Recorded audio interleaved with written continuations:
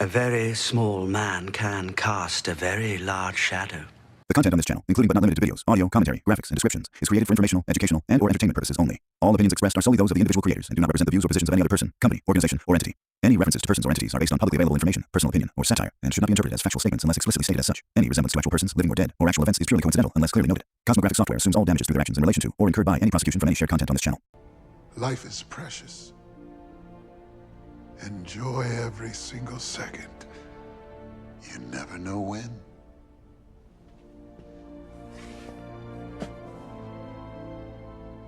Good luck. I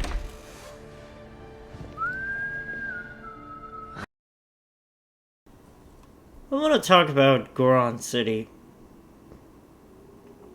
and the history of griefing. So, as I said, I've been very sick these last few months, and where it started for me was around the year 2005. I was shitposting and messing with people up through 2006. And I met a guy who went by Pikachu. Pikachu was a very funny guy. He goes by Mike these days. Many know who he is, but nobody actually knows who he is. I do a little bit. But Mike introduces me to this guy named Tuxified. Tuxified was an absolute piece of shit. He was this, rich asshole. He had, fucking helicopters and all this nonsense and constantly flaunting his wealth. So I joined a community called Fkn0wned. Fkn0wned, as they called it. I ended up becoming a moderator there and all this stuff. It was really fucking dumb. It was really dumb. But we would grief. It was a fun time. It was pretty good up through about 2008. Now, in 2008, Mike, same individual, introduces me to this guy named Chris. Yeah, that's Goron Elder Chris for you. Chris is a fucking idiot. One of the dumbest people I think I ever knew in my entire life. He spieled at me, essentially, nutted all over me, as you would call it, about I was a griefer who has to join his clan and all this nonsense. He just kept spinning it. I was like, fuck it, why not? We had an old, Legend of Zelda kind of website back in the day. And it turned out Mike was helping with Droop on the old GoronCity day. This is the days when Chris was just griefing 1.6. He didn't have a good computer. His computer was just trash. I was the one who got him into source griefing. So, Chris gets me to start this kind of insurrection motion on Fkn0wned, where industry, myself, and others, we basically wanted to turn it into this other thing that it wasn't, but Tuxified wasn't into it. Tuxified also was starting to charge for cheats, and it was a problem. So we all turned on him. So industry and myself on Ventrilo create this new idea. We're going to make a new website, and it's going to be called thec0re.net. We were the core of grieving and cheating. So, at that point, we get the website made. Chris is all excited. I was already a GoronCity member at this point. And the core fucking failed. They tried to dox me. They called my number. Without me, there was no core.net. Industry and the rest, they tried to keep pushing it. But there was no engagement. There was nothing going on there. So, Chris, at this point, and this is around 2008, we decided to move GoronCity into the new era of source engine griefing.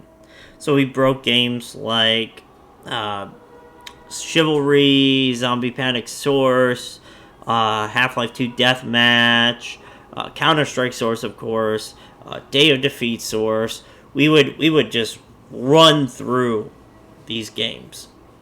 Just constantly run through them. Of course, thec0re.net was still kind of chugging behind the scenes. They were nothing. And so we went through about 2009, 2010. Around 2010, I had to start working, and Chris started finding other new recruits for GoronCity. And from there, I kind of fell off the wayside. I had nothing to do with most of it. But around the year 2013, I want to say, I get pulled back in.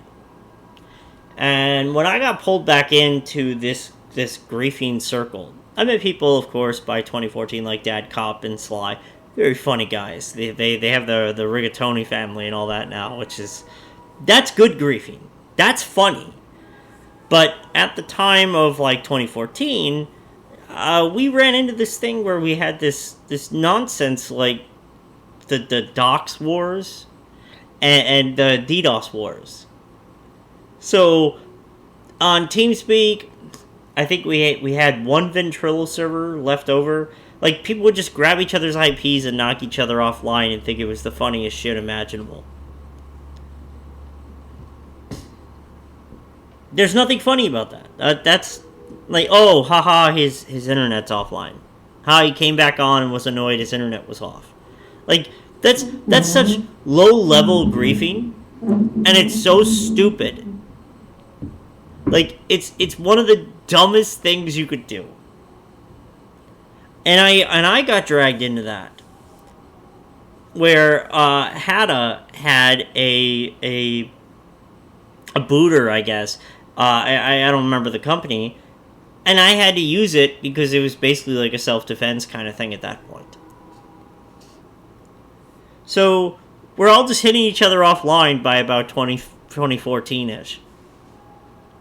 And then there's an individual who goes by Flo.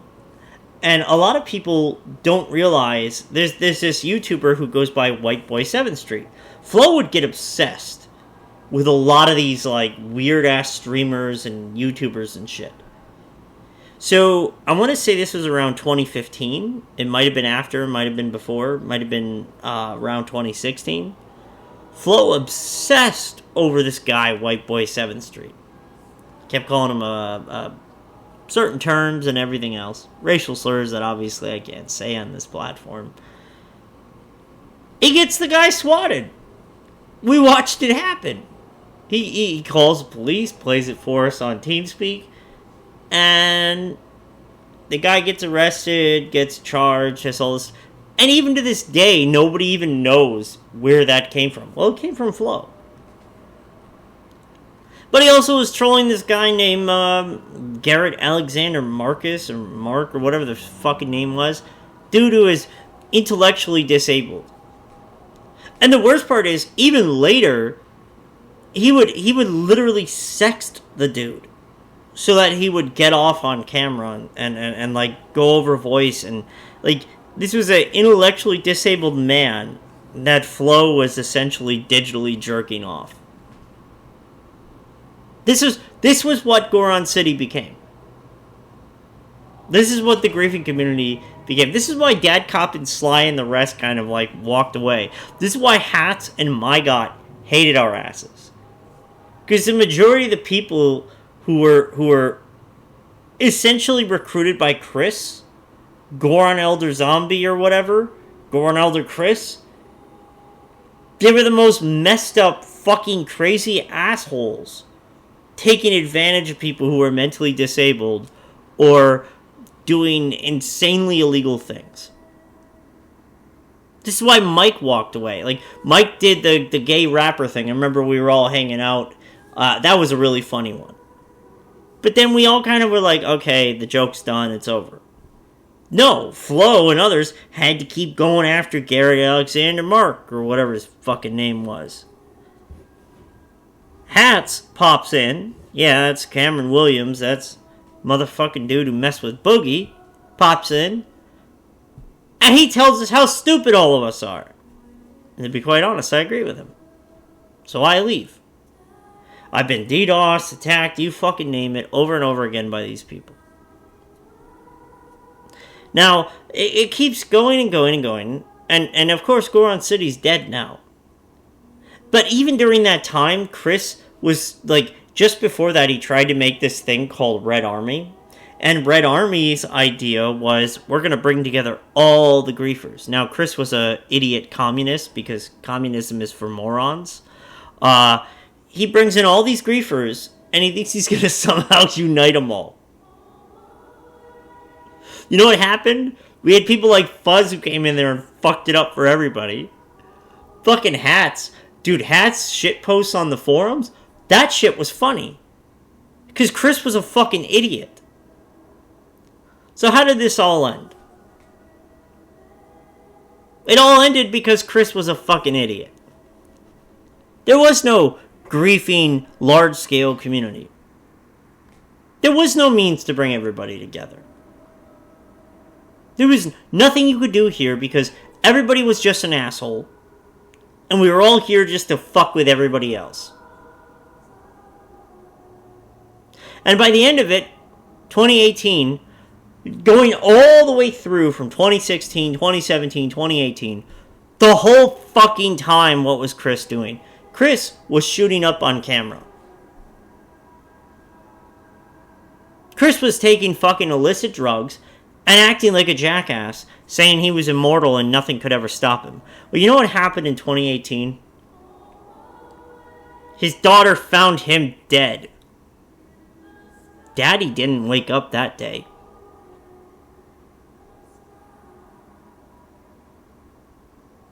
Cuddly Bear, his brother, used to grief the old Star Wars galaxies. Putting up furniture, he was a big pink Wookiee. He snapped.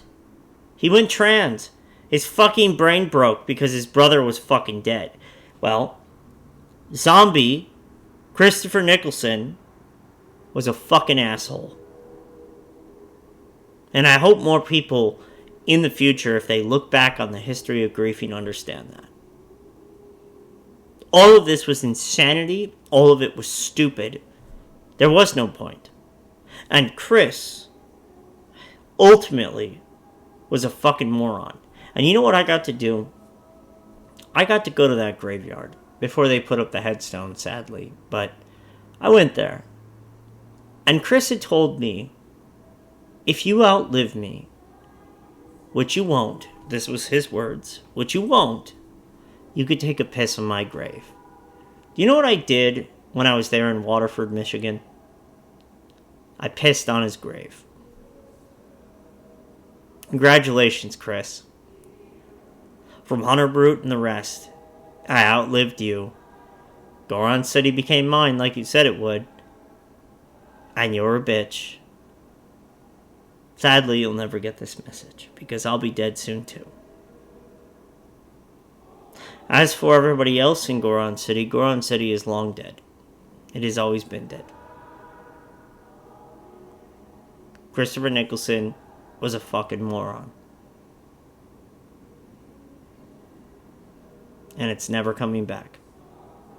And Nick and the rest who are trying to use my channel to reignite all this, you guys are fucking dumb. We've got the archive.